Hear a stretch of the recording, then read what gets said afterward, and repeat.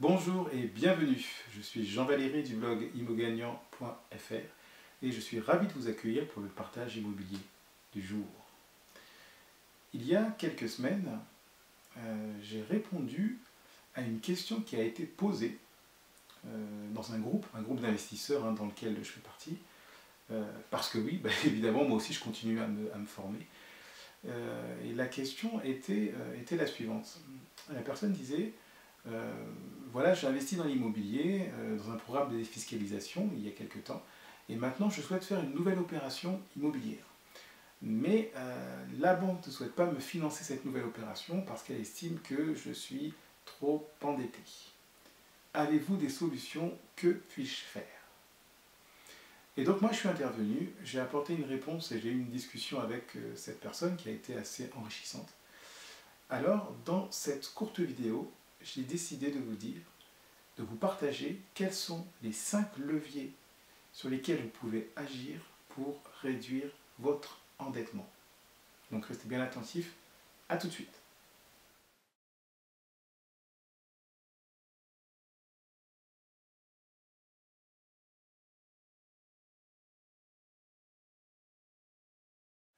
Alors, avant de vous révéler quels sont les 5 leviers que vous pouvez actionner pour réduire votre endettement, je vous invite à cliquer sur le bouton qui se trouve sur cet écran ou sur cette page, le bouton s'abonner, qui est peut-être par ici.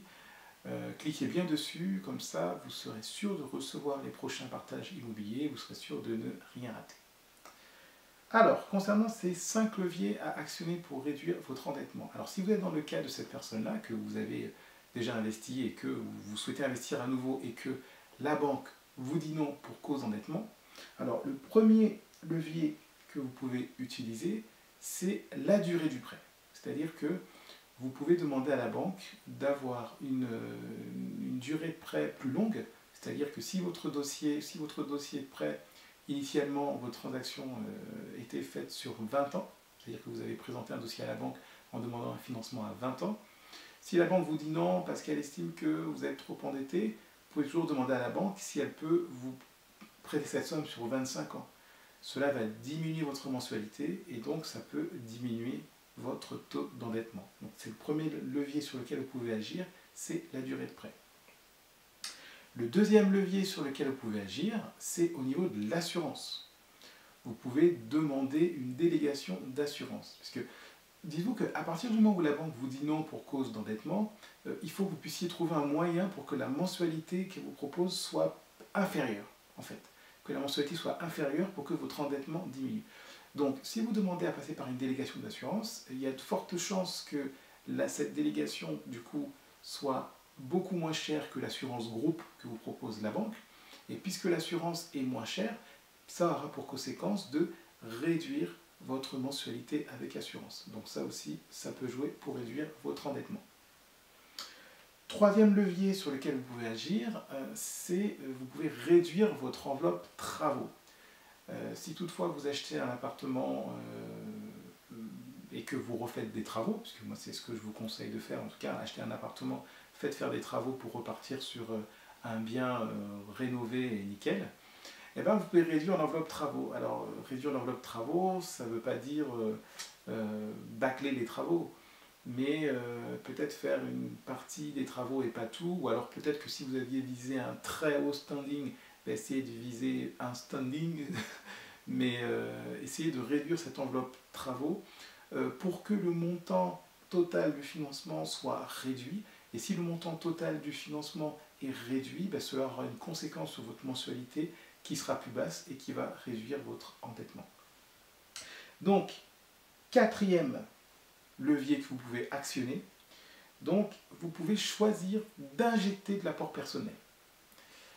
Donc, en règle générale, moi ce que je conseille, c'est que si vous pouvez investir et obtenir des financements auprès de la banque sans mettre d'apport personnel, effectivement c'est mieux, parce que moins vous mettez d'apport personnel, plus il y a d'intérêt, donc plus il y a d'intérêt que vous pourrez déduire. Maintenant, si votre opération, vous pensez que c'est une très bonne opération et que vous ne voulez pas la perdre, et que vous avez de l'apport personnel, n'hésitez pas à injecter de l'apport personnel. Cela vous permettra de diminuer le montant de financement que vous demandez à la banque, et si ce montant il diminue, votre mensualité, elle, sera en baisse. Et donc du coup, ça va réduire votre endettement. Et enfin, cinquième levier, auquel on ne pense pas toujours, mais ça peut marcher. Et bien ce cinquième levier, c'est tout simplement de renégocier le prix avec le vendeur. Et oui, parce que c'est déjà arrivé. À partir du moment où un vendeur a vendu son appartement, qu'est-ce qui se passe dans sa tête? Il commence à se faire des plans. Il se dit, voilà, je l'ai vendu, on a signé à temps, donc pour lui, si vous avez votre prêt, dans 3 mois, il aura telle somme. Ça veut dire qu'il va commencer à prévoir qu'est-ce qu'il va faire avec la somme. Si vous n'avez pas votre prêt, il sera déçu, le vendeur. Il sera déçu parce qu'il avait imaginé que vous aurez eu votre prêt, du moins il l'avait espéré, et donc il avait déjà des projets prévus, et s'il veut vendre, c'est qu'il a besoin d'argent pour faire quelque chose de toute façon. Donc si votre financement ne passe pas, vous pouvez très bien dire à la banque, écoutez, monsieur le banquier, est-ce que vous pouvez me dire à partir de quel montant d'emprunt mon prêt est susceptible de passer? Je m'explique, si votre opération, frais de notaire, transactions, donc appartement plus frais de notaire, plus travaux, plus frais de garantie, si l'ensemble de l'enveloppe fait par exemple 200 000 euros, et que la banque vous dit, ah ben non, parce que moi, en fonction de l'endettement que vous avez, je ne peux pas vous emprunter au final plus de 180 000 euros par exemple, et ben vous pouvez très bien retourner voir le vendeur en disant, bah écoutez, en l'état mon prêt ne passe pas, il y a 20 000 euros d'écart, donc la banque ne veut pas me prêter en l'état, donc vous pouvez demander au vendeur, bah écoutez, est-ce que vous pouvez faire un autre geste? Quel geste vous pouvez faire pour réduire le prix, pour que je puisse être sûr d'avoir mon prêt? Après vous, de votre côté, peut-être que vous injecterez de l'apport personnel, mais admettons que le vendeur il accepte de réduire de 10 000 euros, parce qu'il se dit je préfère avoir 10 000 euros de moins plutôt que de rater ma vente, et bien c'est toujours 10 000 euros que vous aurez gagné sur la transaction. Et donc si le vendeur accepte et puis que vous mettez un peu d'apport personnel, du coup vous pouvez retourner voir la banque en disant bah, écoutez, le prix a baissé, c'est plus de 200 000 mais c'est de 190 000 et moi je mets 10 000 euros d'apport. Et là votre prêt peut passer. Donc c'est quelque chose auquel il faut penser, parce que c'est vrai qu'on a signé un compromis de vente en disant voilà c'est à tel prix, mais si vous n'avez pas votre prêt, vous pouvez toujours aller voir le vendeur et lui proposer, lui dire bah, écoutez, mon prêt ne passe pas, donc soit si vous êtes d'accord, on peut essayer de baisser un peu le prix si vous êtes d'accord, et puis si vous n'êtes pas d'accord, bah, tant pis, on se dit au revoir et on se souhaite bonne continuation. Et si le vendeur est un vendeur, en tout cas pressé, qui veut vendre, on ne sait jamais ce qui peut se passer, c'est quelque chose qui peut marcher. Donc voilà pour les 5 leviers, j'espère que cette vidéo vous aura apporté quelque chose. Hein. Si vous souhaitez, si vous avez des questions, n'hésitez pas à les mettre dans les commentaires. Si vous voulez enrichir ces leviers, surtout n'hésitez pas, hein, parce que ce n'est pas les seuls leviers qui existent, donc surtout n'hésitez pas. Et avant de terminer cette vidéo, je tiens à vous dire que j'ai 2 cadeaux pour vous.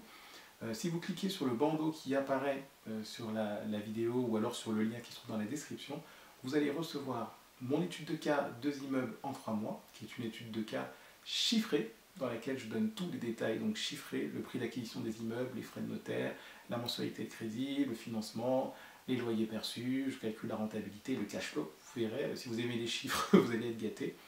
Et le deuxième cadeau que je vous propose que vous recevrez, c'est mon e-book qui s'intitule « Les 10 commandements de l'investisseur à succès », c'est un e-book dans lequel je décris en fait les 10 principes qui sont importants pour moi et qui sont nécessaires à votre réussite immobilière. Donc cliquez sur le lien sur la vidéo ou dans la description pour recevoir vos cadeaux. Si vous avez aimé la vidéo, n'hésitez pas à la liker et à la partager si vous pensez qu'elle peut servir à quelqu'un. Et moi je vous dis à très bientôt dans la prochaine vidéo. Donc je vous dis portez-vous bien, hein. N'oubliez pas que vous avez de la valeur et je vous souhaite le meilleur. À très bientôt.